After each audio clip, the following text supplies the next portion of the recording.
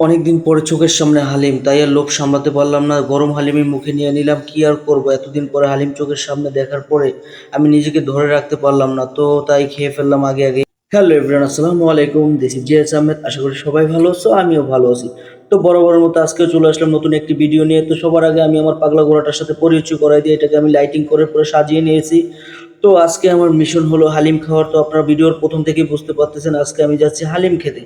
তো হালিম খেতে যাওয়ার জন্য আমার একটা বড় ভাই আমাকে ইনভাইট করছে। তো ভাই বলতেছে, ভাই হঠাৎ করে রাত্রে অনেক রাত্রে আমাকে বলতেছে আমার হালিম খেতে ইচ্ছা করতেছে, কয়, তুই কি খাবি? আমি বললাম এত রাত্রে হালিম খেতে তো কার না ইচ্ছা করে। তো আমি সোজা চলে গেলাম আমার পাগলা ঘোড়াটা নিয়ে বের হয়ে। তাই আমি বড় ভাইয়ের কথা রাখার জন্য খাবারের আগে ছুটে যাচ্ছি, কারণ খাবারের আগে থাকতে হবে আর মায়ের পিছে। তো আমি পাগলা ঘোড়াটাকে বললাম একটু তাড়াতাড়ি চল, কারণ খাবার শেষ হয়ে যেতে পারে।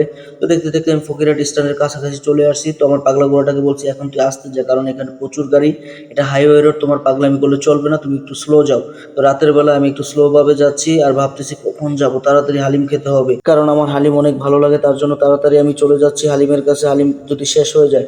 তো দেখতে দেখতে আমি চলে আসলাম সেই কাঙ্ক্ষিত জায়গায়। তো অবশেষে আমি আমার পাগলা ঘোড়াটাকে পার্কিং করলাম, এবং পার্কিং করার পরে দেখতেছি মামা ওই যে রান্না শেষ করতেছে, গরম গরম হালিম খাবো। তো অবশেষে আমি আগে চিন্তা করলাম হালিমের কাছে যাওয়ার আগে আমি বড় ভাইয়ের সাথে একটু দেখা করি। বড় ভাই তো পান খাইতেছে, পানের ফিল নিতেছে।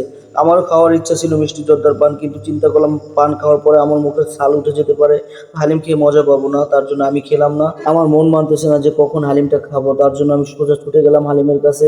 তো মামা দেখতেছি বড় ডেকটা লাড়ালাড়ি করতেছে। তো আমি এখন সালাদ দেখালাম আপনাদের, এখন দেখাবো হালিমের কালারটা।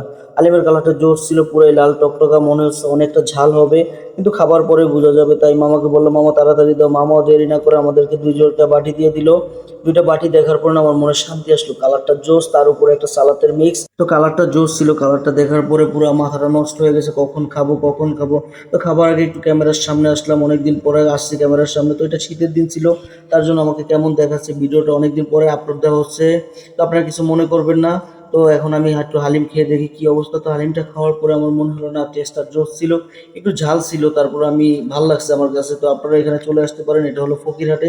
তো এখনই আমি চলে যাব, তাই ক্যামেরার সামনে একটু শেষবারের মতো আসলাম।